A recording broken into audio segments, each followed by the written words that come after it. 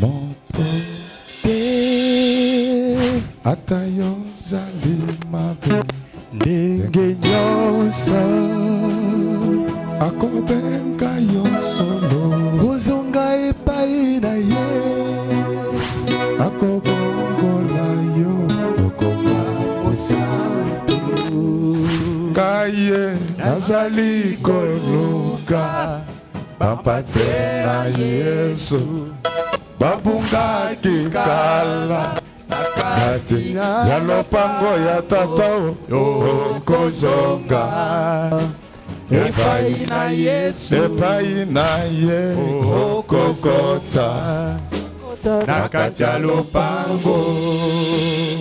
Nous allons nous mettre debout. On va nous lire Genèse 12, verset 2. Je ferai de toi une grande nation et je te bénirai.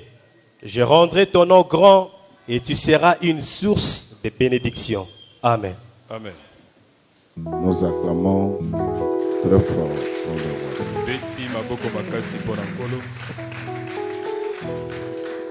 Boya toko sanzola, boya toko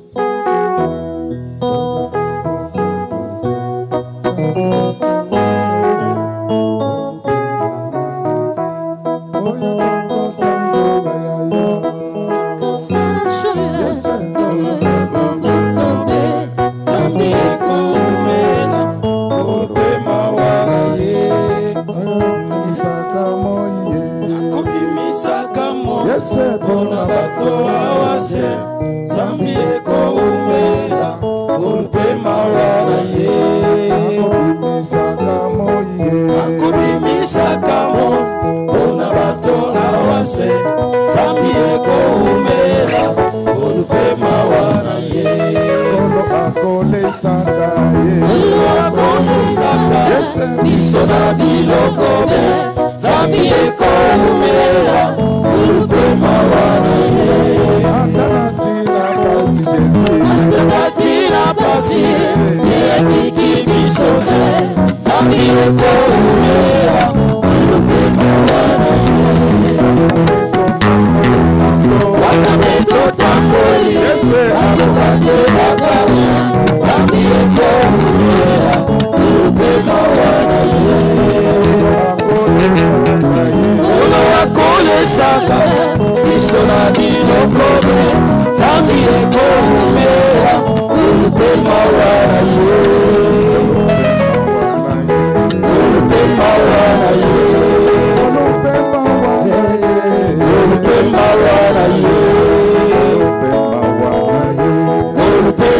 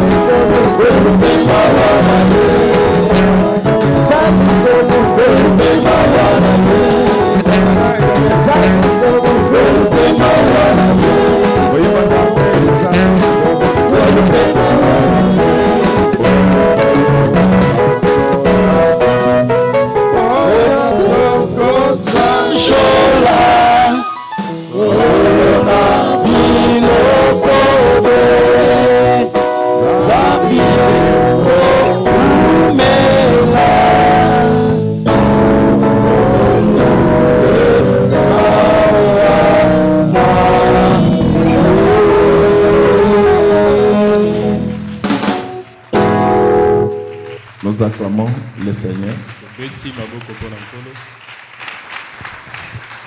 Ce matin, nous allons parler de la famille Baraké. La famille puissante, Baraké. Est-ce que nous pouvons acclamer très fort pour eux?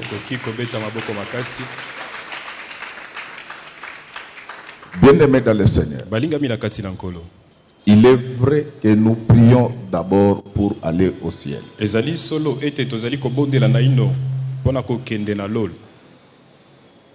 Alléluia. Amen.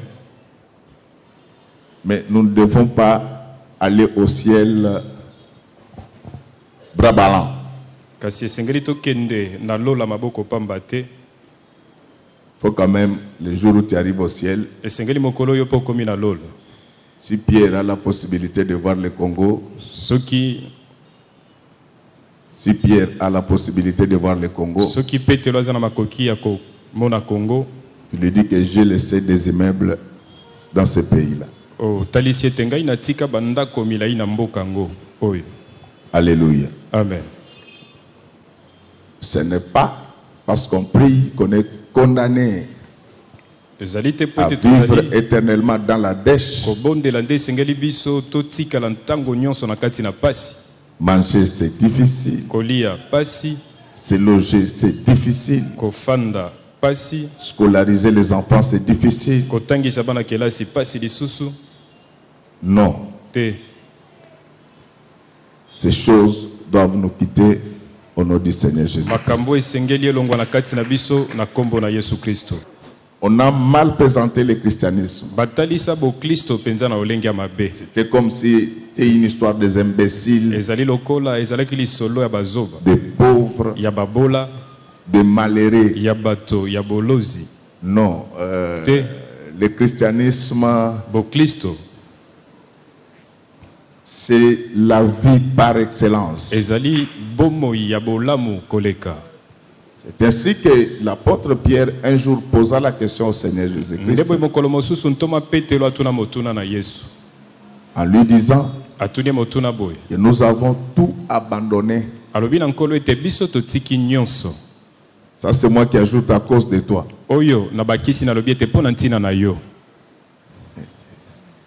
Quel va être notre avenir? Jésus lui dit que Pierre, dans ce siècle, vous recevrez au centuple. Et après le royaume des cieux. En fait, il y a des indices qui attestent que l'homme peut aller au ciel à partir de ce qu'il vit sur la terre. Donc Dieu dit qu'avant d'aller au ciel, on doit recevoir le centuple. Amen. Cela veut dire que toi-même tu as droit à des belles maisons, à des beaux véhicules. Amen. Tu mérites des grands diplômes. Tes enfants doivent fréquenter les écoles ayant la réputation de l'excellence. C'est ainsi que quand les gens viennent dans ta famille, il faut qu'ils trouvent des indices de la sanctification. Amen. Toi-même, tu dois être en bonne santé, baraqué, ta femme même. Quand on sort les enfants, chacun n'a pas que les diplômes, mais il a l'argent. Ça fait respecter la famille, ça fait respecter le Dieu Tout-Puissant. L'apôtre Paul dit que la foi sans œuvre, elle est morte. Vous savez pourquoi il y a les gens qui importunent l'église et les pasteurs? C'est parce qu'on leur avait présenté une église médiocre, des imbéciles. C'est ça les défis que nous devons relever avec vous. Ce n'est pas à vous de suivre les occultistes. C'est aux occultistes de changer de suivre Jésus, parce qu'ils auront remarqué ce que Dieu est capable de faire. La bonne nouvelle de Jésus est une nouvelle bonne seulement lorsqu'elle met fin à nos difficultés. C'est ainsi que je voudrais dire que le vrai Dieu, c'est celui qui apparaît lorsque tous les dieux ont disparu devant l'angoisse, la maladie, les problèmes, devant les apories de la vie. Quand il apparaît, à ce moment-là, on peut le suivre. Autant nous insistons sur la sanctification, autant nous devons appuyer les médecins sur la bénédiction qui est son pendant. Il ne faudra pas que les gens pensent que le christianisme c'est une affaire de pauvres et de malheureux. Non. La Bible dit que venez à moi, vous tous qui êtes fatigués, je vous donnerai du repos. Je ne sais pas, dans l'échelle même des hommes, que représente ta famille, dans ton quartier, dans ta commune, dans ta ville, dans ton pays. Abraham habitait de l'autre côté de la Méditerranée, dans Ur et Chaldée. Mais un jour, Dieu lui a apparu. Il va lui dire que quitte le pays de tes parents, parce que je veux commencer une nouvelle histoire avec toi. Donc je note une chose, que pour commencer une nouvelle histoire avec Jésus, il faut d'abord quitter la cité de ses parents. Ce n'est pas à la manière où l'église sépare aujourd'hui les enfants de leurs parents. Non, la Bible dit qu'on honore ton père et ta mère. Le vrai chrétien s'occupe de ses parents, s'occupe de sa famille. Lorsque vous lisez 1 Timothée 5:8, il est dit que c'est lui qui ne prend pas soin des siens, et principalement de ceux de sa famille. Il a renié la foi. Il est pire que le fidèle. Le vrai chrétien doit prier pour le bonheur de sa famille. Amen. Je voulais vous donner un conseil. Ne cherche pas à être le seul heureux dans ta famille. Et il est temps de prier pour tes frères. Et il est temps de prier pour tes soeurs. Si tu as un peu d'argent, donne-les qu'ils se débrouillent aussi dans la vie. Comme ça, les jours où ils vont échouer, même Dieu va prendre acte. Je ne dis pas que tu dois te débrouiller à cause d'eux, mais il faut de temps en temps les soutenir. Malheureusement, dans des familles africaines, quand quelqu'un est élevé par Dieu, c'est sa propre famille qui cherche à le combattre. Donc on ne voit pas ce que lui fait de bon dans la famille. On cherche toujours des problèmes. Quand j'avais envoyé les enfants, ils ne sont pas rentrés avec les cahiers. Quand tu avais fait les enfants, on était associés avec toi. Donc, lorsque vous avez quelqu'un dans votre famille qui émerge, il faut le soutenir. Il fera la force de votre famille. Dieu est contre les hommes faibles. Qu'est-ce qui les pousse de prendre Abraham de Charan et l'amener de l'autre côté? C'est parce qu'il trouvait que même s'il faisait partie d'une famille respectable, mais il n'était pas ce que Dieu attendait. Amen, amen. Amen. C'est seulement chez nous ici où vous voyez dès que quelqu'un est nommé vice-ministre, il insulte l'église. Quand vous êtes au Ghana, les chefs de l'État dansent pour Dieu dans la maison du Seigneur. Quand vous êtes en Ouganda, c'est la même chose. Ainsi de suite. Nul n'est au-dessus de l'Éternel des armées. C'est Dieu qui tout revient. Toutes les nations qui l'ont rejeté. Broye du noir. Seulement, il y a des choses qu'on voit qu'au Congo. Dès que quelqu'un est seulement vice-ministre, aux affaires compliquées, sa cible, ce sont les pasteurs des églises. Non, messieurs, apprends à respecter l'église et les pasteurs. Tu n'as encore rien. Je veux vous parler des grandes familles du monde. Je veux vous parler de la famille de Saoud. Ces gens qui nous intimident n'ont rien. Lorsque vous êtes en Arabie Saoudite, il y a une famille royale. Leur ancêtre s'appelait Saoud. Cette famille a à elle seule 1400 milliards de dollars. À la famille seule. 1400 milliards de dollars. Le budget de la Chine. Mais pour une machine,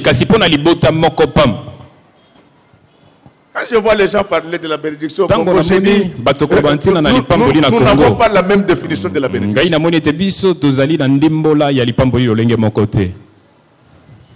La famille la plus puissante du monde. Elle n'est pas américaine. Elle est orientale. Parce que le soleil se lève à l'est et se couche à l'ouest. Donc Saoud, sa famille manipule 1400 milliards de dollars. C'est-à-dire que Saoud peut payer tous les Congolais pour nourrir pendant plusieurs années. Il n'y aura pas de grève. Comment j'ai découvert ça? Vous savez, lorsque vous êtes à Doha au Qatar,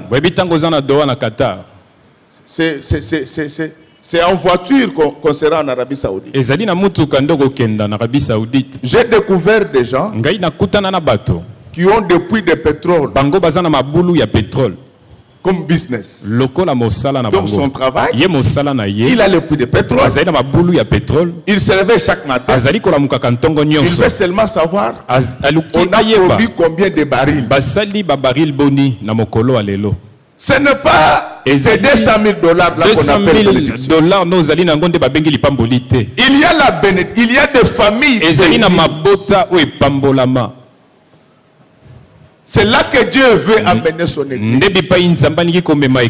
Lorsque vous êtes ailleurs, les rois célèbrent Dieu publiquement. Même si nous ne connaissons pas leur cœur, c'est déjà quelque chose.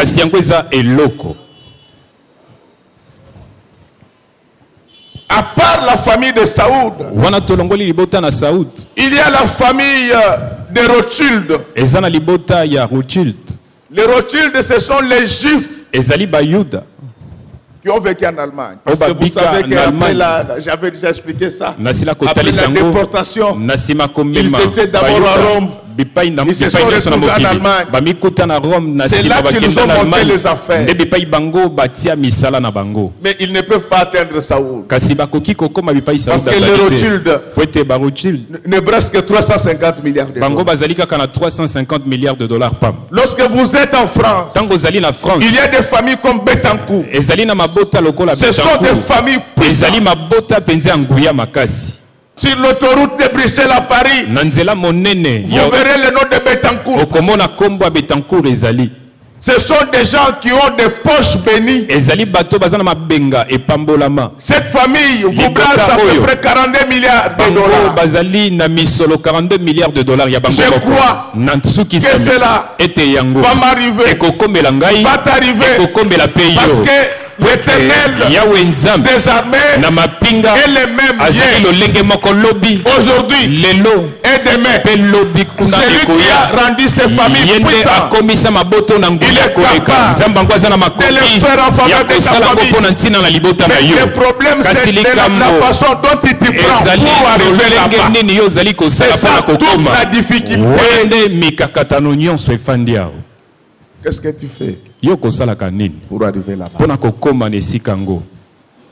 C'est ça la grande question.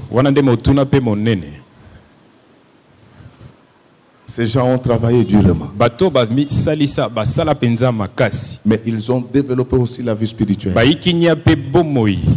Pourquoi toi, ta famille manque? Les plus riches de votre famille, ils louent une maison de 2 chambres, salon, et vous tous, vous êtes fâchés contre lui en disant que lui, il n'aide pas les gens. Vous ne voyez pas qu'il y a un problème qu'il faut résoudre au niveau de votre famille. Je voulais vous demander cette semaine d'être là parce que Dieu va visiter ta maison. Amen. La famille est composée du père et de la mère, sans oublier les enfants. Mais les enfants dépendent de ce que les parents auront fait pour eux. Quand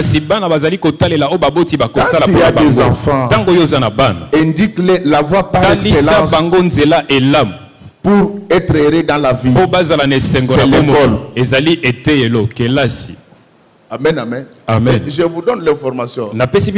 Aujourd'hui, les filles qui ont étudié et qui travaillent ont plus la chance de se marier que les mamans bidétivores. Donc les gens commencent à éviter des charges partout. Vous savez pourquoi nos entreprises publiques sont tombées en faillite? Et que malgré la réforme du 7G 2008, ça ne marche pas. Non, une entreprise qui veut aller de l'avant doit minimiser les charges et maximiser les profits. Ce qui tue nos entreprises, c'est la mauvaise gouvernance. C'est les sureffectifs. Une entreprise qui devait engager 200 personnes. Chaque PDG quand il vient, il amène oncle, tante, neveu et nièce. Oui, bandeko. Vous savez, mes frères, la voiture Ketch ne peut pas tirer un conteneur. Quand il y a trop de charges, les gens craquent. Donc, ça, je m'adresse à mes filles. Maintenant là, pour maximiser la chance de mariage, il faut étudier, il faut connaître quelque chose à faire dans la vie. Et ça te facilite la tâche. L'homme qui gagne 3 000, dès qu'il apprend que toi tu gagnes 1 500, il fait déjà 3 000 plus 1 500, ça fait 4 500, donc on peut marcher ensemble. Je suis contre ces femmes bidétivores qui attendent tout de leur mari. S'il faut vendre les goyards, fais-les, il va de ta dignité.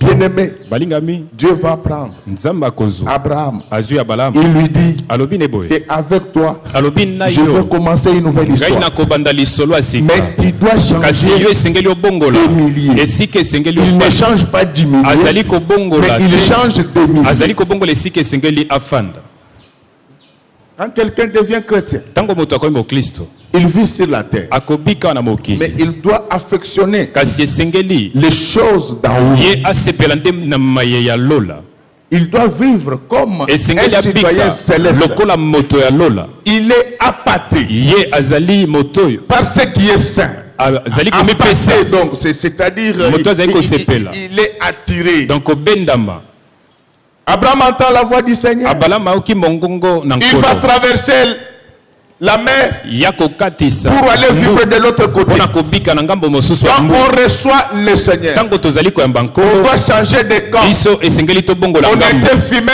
biso tozali komela on makaya arrête la cigarette. okati bomoi ya On komela était makaya buveur, ozalaki momeli on arrête masanga l'alcool. okati bomoi ya On komela était masanga fidèle. ozalaki moto na ekobo On devient fidèle à sa femme. yo komi na C'est bosembo ça la na première molokani wana nde likambo chose ya liboso qu'on fait lorsqu'on a o moto effectivement. azali kosala ntango rencontrer des na personnes. solo akutani na Est-ce nzambe que tu as déjà changé yo de camp? osili kobongola ngambo Abraham abalama avait des promesses. ye azalaki na Sur bilaka base de ses promesses, na ntina na il bilaka faisait tout ce que Dieu lui avait azalaki recommandé. kosala nyonso nzambe asengaka Comment kosala tu attends ton élévation? lolenge nini ozali kozela bosanda Comment na tu yo attends ta grandeur? lolenge nini ozali kozela Abraham bosanda a oyo ya gagné yo tout ça. abalama azelaka nyonso oyo Dans un autre camp, na ngambo mosusu amen Dieu va lui dire nzambe akotalisa mpe boye que je te bénirai. alobi ete nakopambola yo Donc, dans le christianisme, na kati na boklisto il y a les béatitudes. ezali na bolamu C'est mapamboli pourquoi moi-même, votre nde Père, boye ngai moko tata na je bino vous bénis ce nazali matin kopambola bino na au nom ntango ya du lelo Seigneur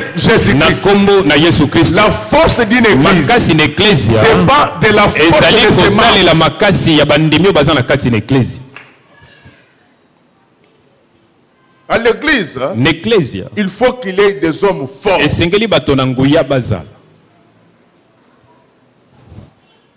À l'église, il faut qu'il y ait des hommes intelligents. na eklesia bato ya mayele koleka Il esengeli faut qu'il y bazala ait des chefs à l'église. esengeli bakonzi bazala na Vous verrez eklesia qu'on va nous bokomona respecter. ete bakotosa mpe biso Dieu va dire à Abraham nzambe akoloba na que balamu moi, Dieu, alobi ete ngai nzambe je rendrai ton nom ngai grand. nakokomisa nkombo na yo monene Je te bénirai. nakopambola mpe yo Ta postérité nkitana oyo ya yo sera plus nombreuse ekozala ebele que les sabres kozela se koleka trouvant au bord de la ata mer. zelo oyo eza pene na mbu Donc, si vous ne le savez pas, soki boyebi yango malamu te la population d'un État balobi bato na kati na mboka constitue une force. ezali kotalisa makasi ya mboka Bien sûr, elle ne doit pas être paresseuse comme la nôtre. esengeli ezala bato yango baza bataulo kwa La bipai na biso boye population te. d'un État, bato na kati na mboka c'est déjà un marché. yango ezali mosala Comme nous sommes à 80 millions, lokola tozali 80 au lieu qu'on millions continue à faire venir des mesika cultants, tokoba na kosombaka De la bakurta Chine. na chine on doit en produire ici. esengeli biso Et tosala le kurta producteur a au moins 80 millions de azali kosala consommateurs. azali na 80 millions ya bato na congo bakosomba Lorsque vous avez une population importante, ntango boza na bato ebele na kati na mboka ça vous permet d'avoir une main d'œuvre ezali kopesa bino nzela boza na A bon bato marché. oyo bakosala mosala au na nom de talo la loi ya de se l'offre et de la na demande. nkombo ya mobeko ya kosenga mpe Mais kopesa malheureusement, mosala chez nous, kasi pasi bipai na la biso plupart des 80 millions bato ebele na kati na 80 millions rasent le mur. bango bazali kosala eloko te Leur problème, c'est d'inventer des choses. likambo na contre bango les ezali kokela makambo ya lokuta na ntina Et, bato et ils mosusu pensent que si eux inventent quelque chose bakanisi contre toi, ete ntango bakokela makambo ya lokuta na ntina na yo donc Dieu va t'abandonner. nzambe akotika Non, yo même s'ils inventaient, atako bango bakokela le makambo ya Seigneur ne lokuta t'abandonnera nzambe jamais. akotika yo ata moke te Je sais que dans ton mariage, nayebi ete na pour libala tes belles sœurs, na yo mpo na ils ne basemeki s'occupent pas de leur mariage. bango bazali kotala Belle mabala na sœur, bango te semeki occupe-toi d'abord de ton yo mariage. tala na ino Si c'est libala oyo ya facile de yo vivre dans le soki mariage, ezali pete kobika na règle libala d'abord le problème yo de ton bongisa mari. mitungisi na yo na mobali oyo ya yo Règle d'abord les problèmes de ton mariage avant d'entrer dans le foyer d'autrui. C'est ce qui oppose le Congo au royaume de Belgique. Chez elle elle-même, les cinglés de son mari ne sont jamais blancs. C'est toujours dans les histoires. Moi, quel est ton problème? De quoi tu t'amènes?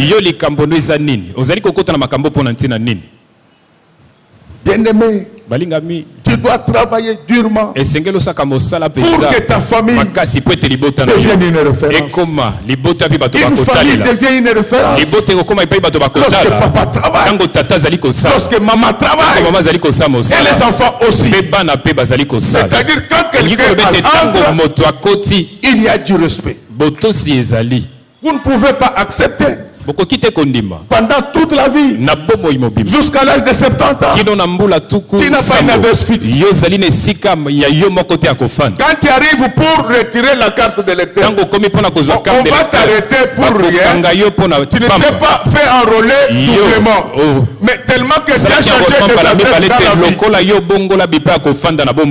Quand on lui demande, tu étais où auparavant? Tu as déjà quitté Basalampasu. Maintenant tu vis sur Balari. Il faut rentrer corriger là-bas. C'est anormal que jusqu'à 70 ans que vous n'ayez pas une adresse précise. Ça, ce sont des choses qu'il faut présenter à Dieu. La famille devient puissante d'abord grâce à la voix. Il faut que dans ta famille, qu'il y ait des patrons. Amen. Donc même quand tes enfants viennent te voir, les gens du quartier sentent qu'il y a quelque chose. Ils voient la qualité de véhicules. Ils voient le nombre de gardes de corps. Ils sont en train de contrôler la vie, l'avenir. Quand on pose la question, c'est quoi? Qu'est-ce qui se passe là-bas? Ils disent que le pasteur Godet, ses enfants biologiques et ses enfants spirituels sont venus le voir. Alors parmi ces enfants-là, il y a le gouverneur de la Banque centrale, il y a le premier ministre, il y a le ministre des Finances, il y a le directeur général, il y a le Fonds monétaire international. Ça évangélise parce que Amen. ta situation matérielle évangélise plus que la prière.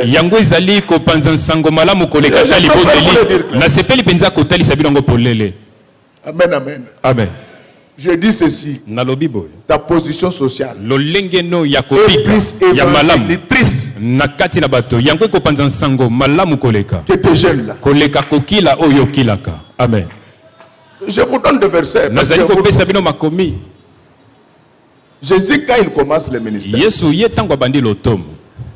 il ne commence pas avec la prédication. Ce n'est pas comme Jean-Baptiste. Dire-les là dans le désert. Venez, le royaume de Dieu est proche. Vous verrez que tout le monde n'était pas parti. Mais quand Jésus arrive, aujourd'hui, multiplication de pain. Demain, l'eau changeait en vin. Dans l'église de Jésus, les gens venaient 3 heures avant le début de ils sont venus. Ils ne l'ont pas trouvé. Ils ont demandé. Il va venir ou il ne va pas venir aujourd'hui.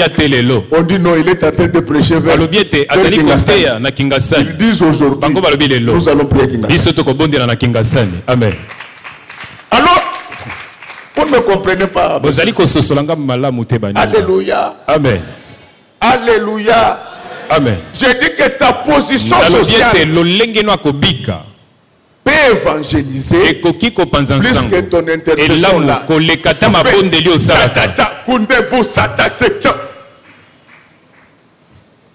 Voilà.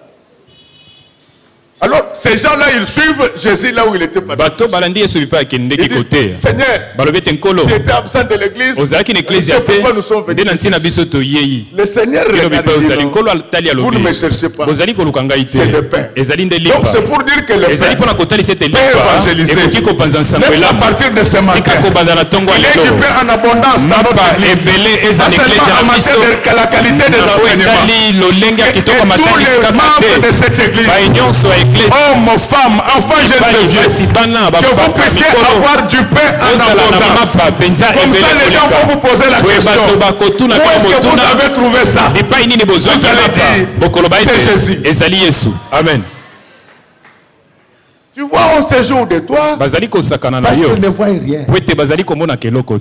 Le Dieu qui répond par le feu, il est respecté même par le prophète de Baal. Amen, amen. Amen. Jésus, quand il était sur la terre, on l'a fouetté, on l'a malmené, mais à sa mort, il y a des ténèbres partout en Israël. C'est pour offrir une déclaration solennelle et dire, effectivement, celui-ci, c'est un enfant. Donc tu sais, quand les païens vont te voir avec un grand diplôme, avec de beaux véhicules, avec de belles maisons, ils vont témoigner ton Dieu à ta place. Qu'est-ce que je suis en train de prêcher maintenant? Est-ce que le bonheur et la grâce puissent vous accompagner pendant tous les jours de votre vie? Mais comment Abraham en est arrivé là? Il a changé de camp. C'est grâce à Abraham qu'il y a aujourd'hui la famille des Hébreux. Avant Abraham, il n'y avait pas des Hébreux. Vous ne me comprenez pas bien. Avant toi, il n'y avait pas la classe moyenne au Congo. Mais à partir de ce travail, Dieu va te donner 1 milliard. Je te forme que le nouveau code minier oblige aux investisseurs de réserver un actionnariat de 10% aux nationaux. Ces nationaux-là, c'est d'abord les enfants de l'église image de l'Éternel. Il est le même hier, aujourd'hui et éternellement. Il fait ce qu'un homme ne peut pas faire. Il a la possibilité d'échanger l'eau sans l'intervention de la machine. À la seule condition que tu obéisses à s'il y a quelqu'un qui obéit aux enseignements que je donne en ces lieux, est-ce que son nom se transforme immédiatement en paix? Est-ce que sa maladie se transforme en guérison? Sa pauvreté, sa prospérité, son humiliation, son élévation, parce qu'il y a un Dieu de changement radical. Que les choses changent. Tous ceux qui l'ont rencontré, Amen. On ne peut pas rencontrer Dieu et rester la même personne. Abraham, c'est lui qui a amené les termes hébreux. Dans la langue araméenne. Un hébreu dans la langue araméenne veut dire celui qui habite au-delà. Parce que j'ai suivi une prédication à la télé où un pasteur disait aux gens pour t'aider à entendre ta prière, il faut l'appeler dans son nom.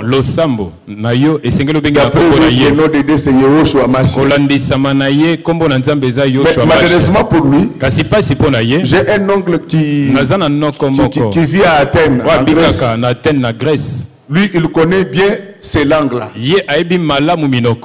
Alors l'oncle disait, il parle dans quelle langue? Vous voyez la plupart des gens qui nous malmènent ici. Je ne vois pas Papa Zadio là-bas. Nous pensons qu'il parle l'anglais. Tokanisi bango balobaka anglais mala. Il y a une émission qui passe à la RTNC, là on parle en anglais. Et ça, émission moko le kakana. Mais moi j'ai une amie babi balobaka anglais. Britannique. Nazana moninga moko britannique. Elle est venue me voir. Aiko kutana ngai. Ces gens-là ils parlaient en anglais. Batango bazai koloba anglais. Alors il lui me pose la question. Atuninga motuna. Il parle dans quelle langue? Bazali ko bana lokota nini bato.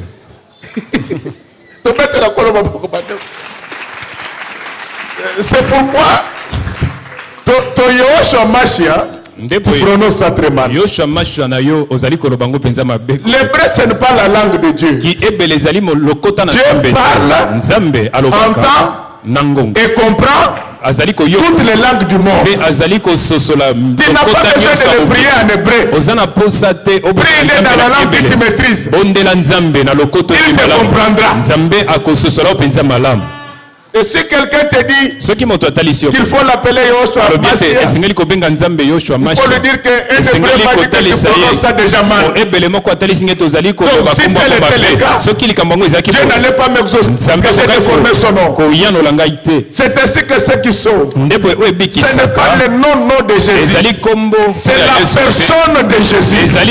Lorsque nous parlons du nom de Jésus, nous pensons à celui qui a été enterré, tué, mais au troisième jour, il se passa quelque chose. Dieu envoya l'ange avec le gros bras pour soulever la pierre.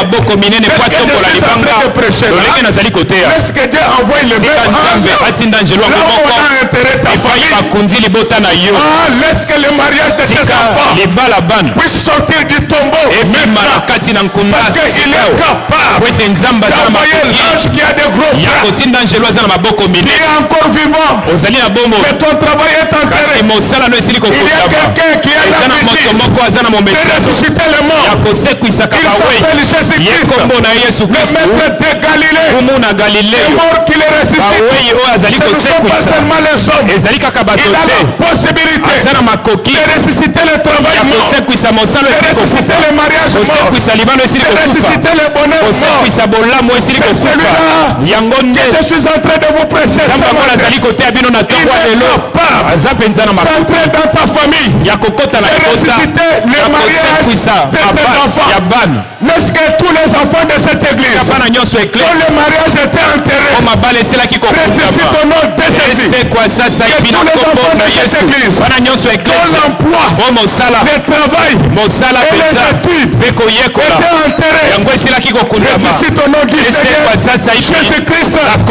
Il est le même hier, aujourd'hui et à jamais. Celui qui avait ressuscité Jésus, il est capable de ressusciter l'honneur de ta famille. Il y a des familles dont on n'a jamais parlé. Ce sont des familles mortes et déjà enterrées. Mais il va se passer quelque chose. Je le dis avec conviction. Il va se passer quelque chose. Amen. Il y a des gens dont les affaires étaient enterrées. Ils avaient de l'argent. Aujourd'hui, mais ils boivent du noir. Je vous ai amené celui qui solidifie les familles. Il est au milieu de nous. Il a la possibilité de donner la vie à tout ce qui est sans vie. Ce n'est pas moi qui l'ai dit. La Bible enseigne qu'un jour, il s'était retrouvé dans une synagogue. Dans cette synagogue-là, il y avait quelqu'un à la main sèche. Il avait dit seulement une seule chose. Et dans ton bras, après avoir étendu les bras étaient devenus normaux. Au nom du Seigneur Jésus-Christ, je sais que parmi vous, il y a des gens qui passent la sécheresse. Je vous amène l'humilité du ciel parce que la Bible déclare que celui qui craint Dieu, il est comme un arbre planté au au bord de la rivière.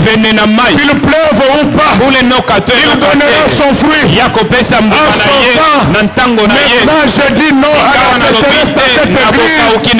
J'autorise à l'humilité de vous attraper et de vous accompagner pendant toute votre vie. Le Seigneur que je vous prêche, il a entre ses mains l'or et l'argent. N'est-ce que l'or et l'argent qu'il avait pour le Congo, qu'il le déverse dans vos maisons, qu'il le déverse au bout de vos balles, qu'il le verse dans vos corps, parce que c'est un Dieu qui change les statuts de famille. Abraham appartenait à une famille négligée. Pour rencontrer le Seigneur, il est aujourd'hui le Père de la multitude. Mais ce que Dieu puisse vous faire grâce, que vous devenez patron de la multitude. Vous n'avez que de bonnes et des sentinelles. Mais ce matin, je vous ai amené le Dieu qui change le statut des enfants. Quand il le veut, que tu deviennes le patron de multitude. Tu étais bourgmestre, deviens gouverneur. Tu étais gouverneur, ministre. Tu étais ministre, deviens premier ministre. Tu étais premier ministre, deviens président de la République. Parce que les élections c'est le 23 décembre. Amen.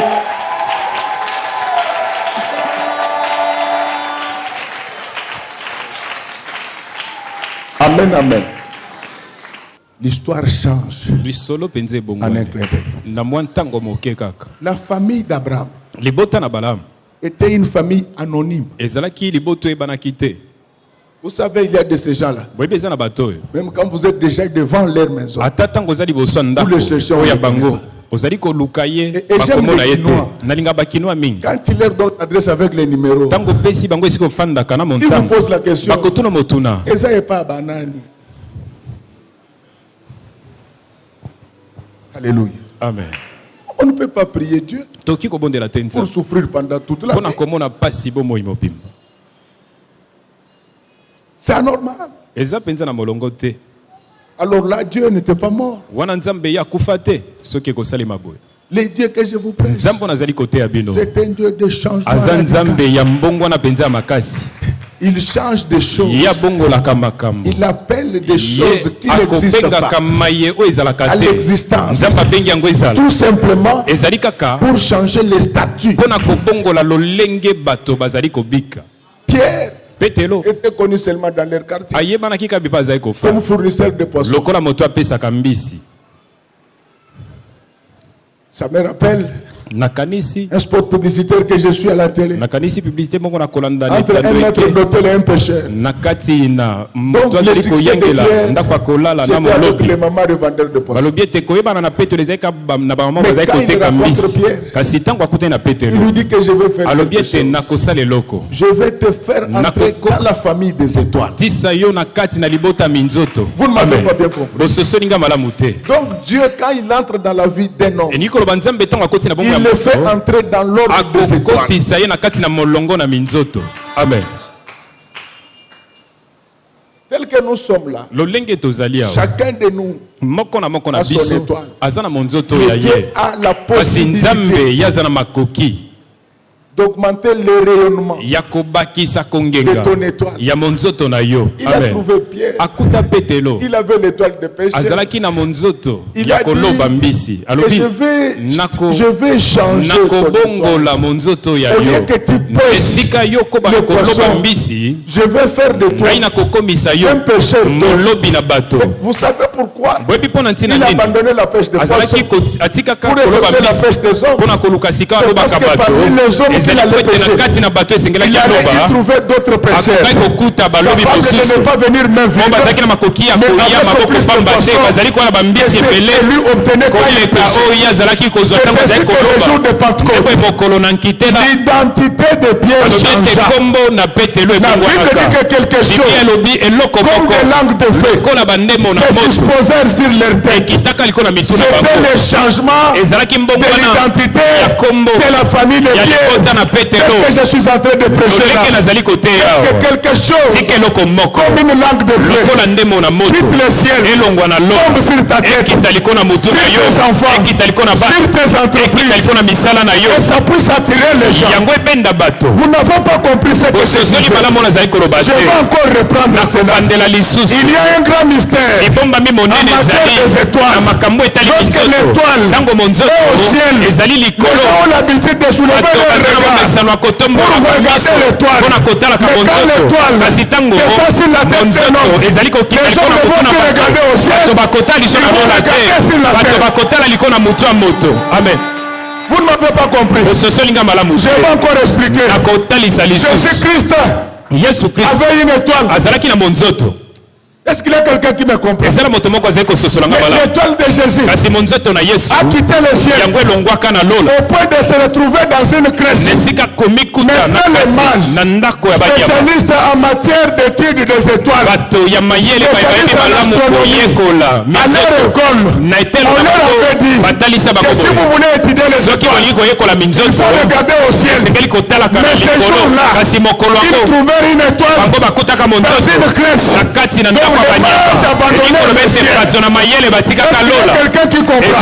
Ça, ce sont les mystères de la parole. Jésus-Christ, quand il était Dieu, il était une étoile au ciel. Mais quand il a regardé, il fallait sauver le monde. Jésus-Christ s'est revêtu d'une chair. Il est descendu sur la terre. C'est-à-dire que l'étoile est descendue sur la terre. Aujourd'hui, tous les regards sont fixés sur Jésus, qui est l'étoile. Alors je voudrais dire à quelqu'un, j'ai le pouvoir de te donner l'étoile. Je peux tomber sur la tête de Pierre. Le jour de Pentecôte, il va se passer quelque chose. On ne regardera pas quelqu'un d'autre, parce que les gens ont besoin de l'étoile. Est-ce que tes affaires aient une étoile? Que le client ne regarde pas encore quelqu'un d'autre. Que tous les clients regardent seulement ton magasin. Je voulais dire pour les mamans que l'étoile de mariage tombe sur vos têtes. Que votre mari ne puisse plus regarder un autre homme. Amen. Samba manambo ya mwana Nzambe ekokende ekosakolama mokili mobimba malamu ya nkolo Yesu ekokende ekosakolama mokili mobimba bolinga te Samba malamu esakolama bolinga te écoutez la vérité. Santo, santo, zami santo. Ya ole. Santo, santo, yeso zami santo. Ya ole. Ulingina loba kimya. Ya ole.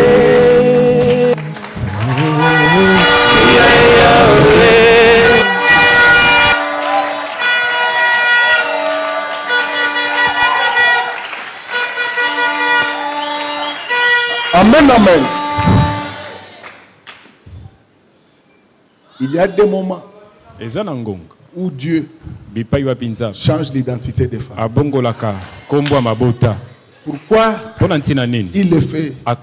Parce que la Bible dit de lui, toute la famille de la terre tire son nom. Quand il entre dans cette famille, tu hérites la grandeur. Donc Abraham, la grandeur qui lui a été promise était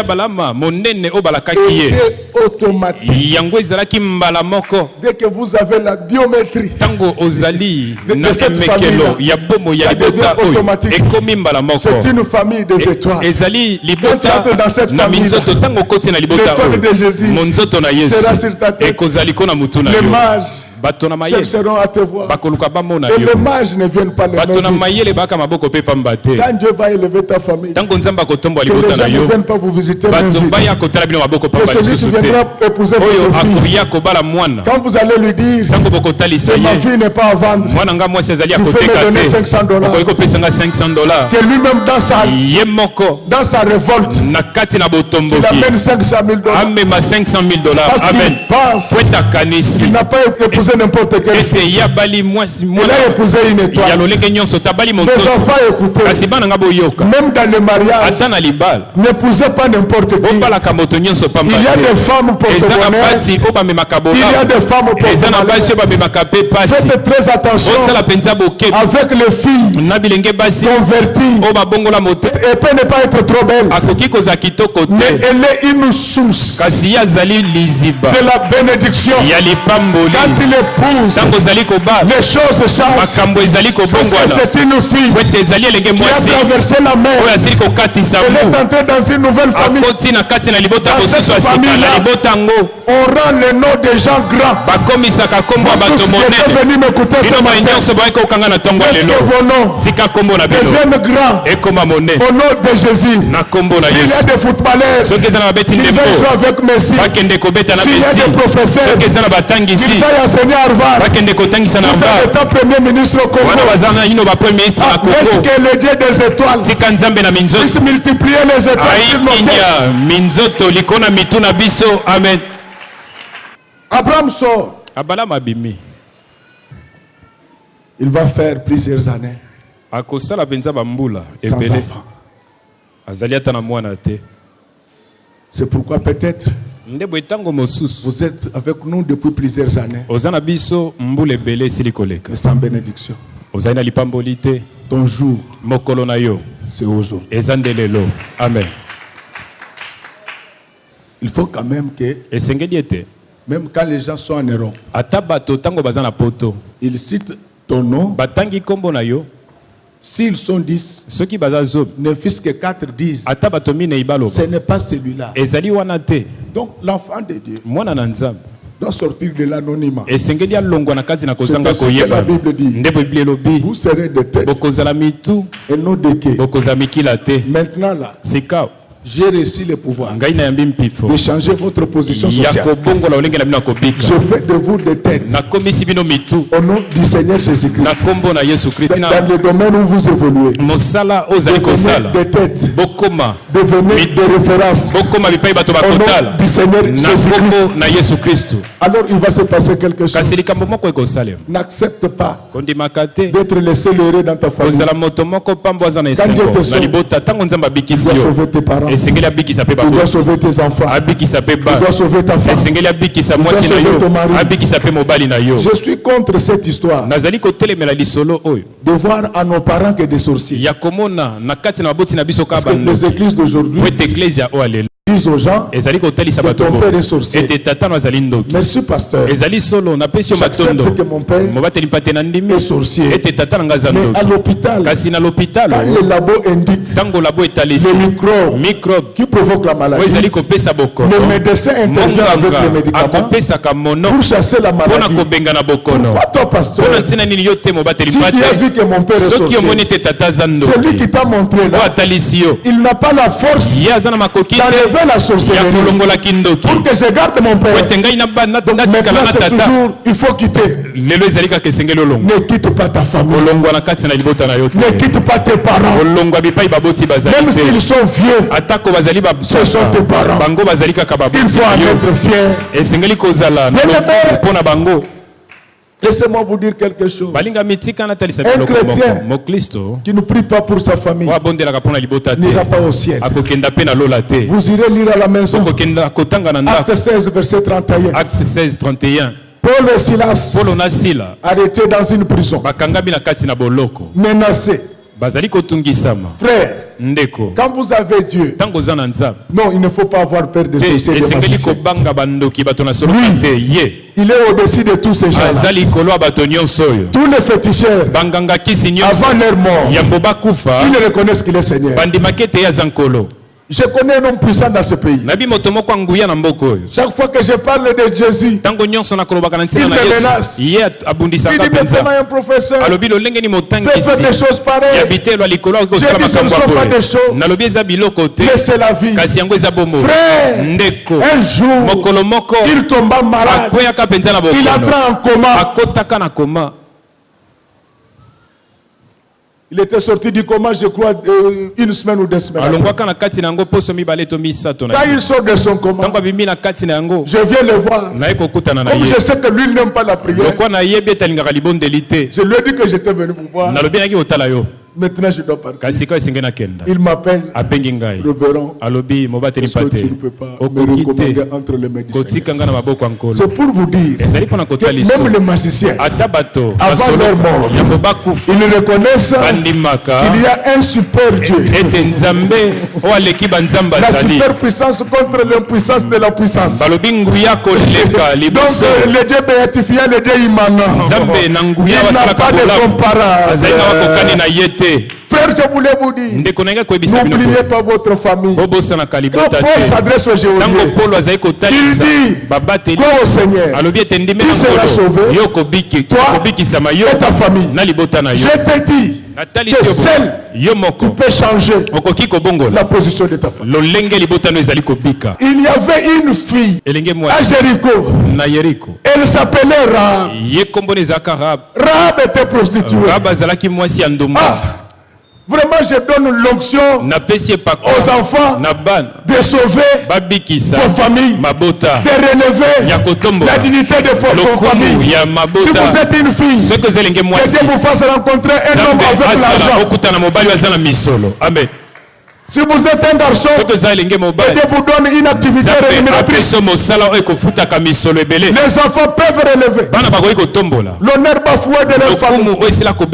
Dans cette famille-là, il y avait une fille, Rahab, prostituée de son état. Mais à cause d'elle, sa famille fut sauvée.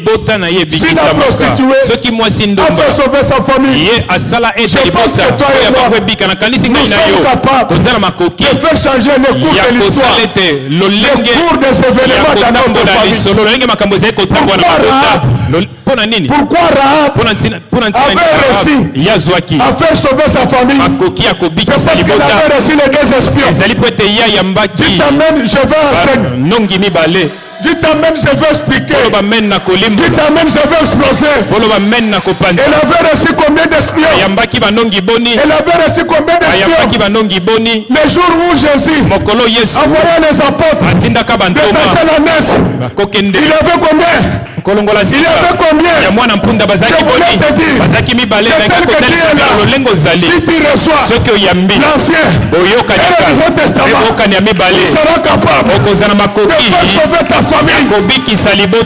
Je vais expliquer. Je ne veux pas qu'il y ait de la confusion. On dise que Rahab, la prostituée, a sauvé sa famille. La Rahab, c'était l'image des nations. Il n'y avait pas de Dieu. Il y avait plusieurs de Dieu. Des prostituées.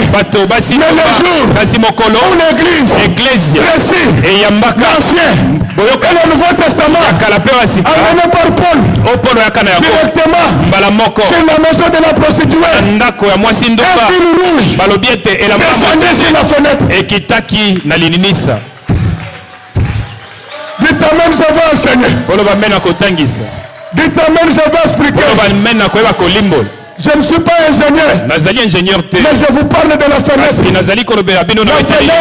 fenêtre, c'est un espace qui peut vous permettre, tout en étant dans la maison, le devoir dehors.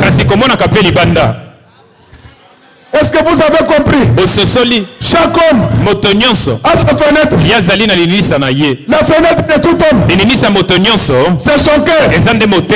Tel que tu es là, ton être intérieur a la possibilité de se retrouver au stade pendant que nous sommes à l'église. Est-ce qu'il y a quelqu'un qui a compris?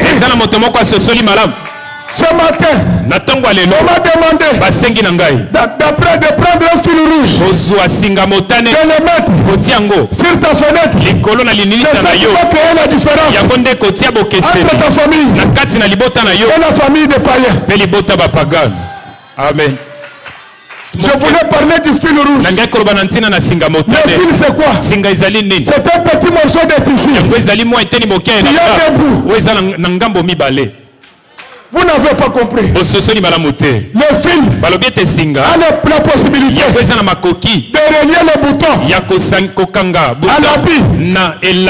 Amen. Le fil a la possibilité de mettre deux types en contact. Est-ce qu'il y a quelqu'un qui comprend?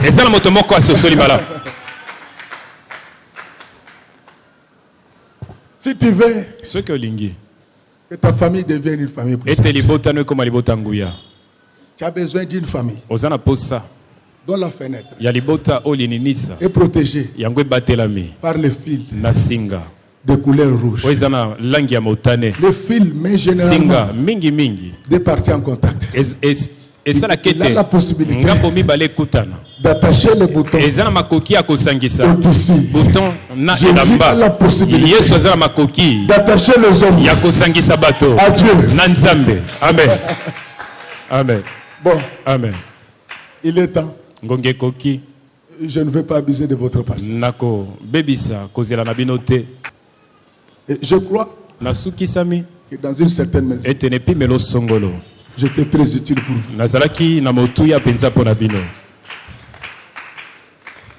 Pourquoi j'étais très utile? Moi, je fais partie de ces deux témoins. Je fais partie de ces deux espions. C'est ainsi que l'apôtre Paul dit: je suis à l'œuvre avec Christ. Amen. J'ai un fil rouge. Je le mets sur vos cœurs. Je le mets sur votre maison, sur votre bureau, sur votre étalage, sur la fenêtre de votre école. Sur l'église image de l'Éternel. Amen. Je pense que j'ai fini ce que j'étais venu faire aujourd'hui. Il me reste de vous dire une seule chose. C'est ça le message.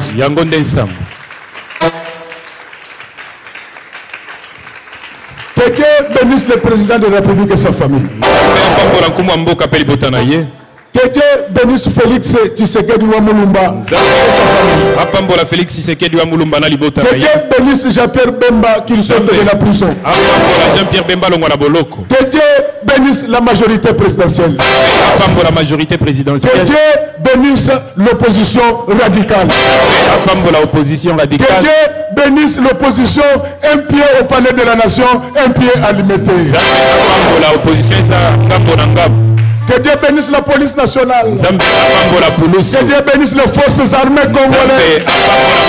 Que Dieu bénisse tous les étudiants. Que Dieu bénisse tous les professeurs. Que Dieu bénisse les combattants en Europe, en Afrique, en Amérique. Que Dieu bénisse toutes les équipes de football.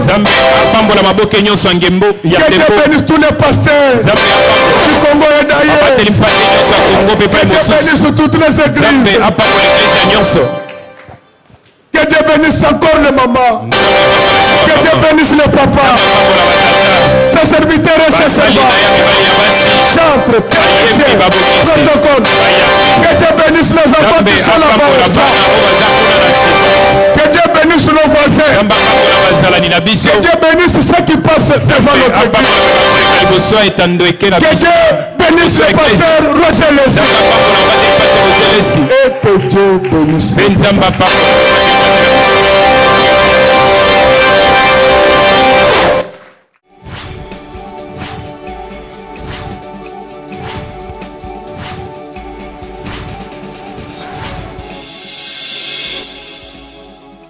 Kolo Yesu apoyaka moto te ata yozali mabe ndenge nyonso akobenga yonso